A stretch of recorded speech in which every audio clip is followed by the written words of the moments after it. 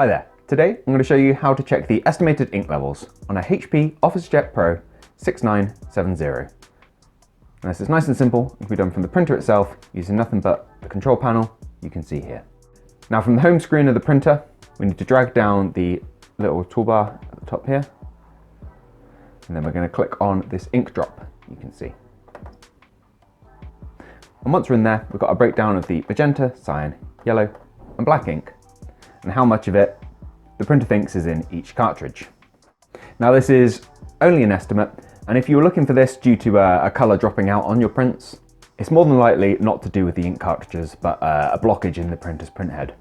And if that's the case for you, I'd recommend checking out our videos on the cleaning cycles and test pages we also have on our channel.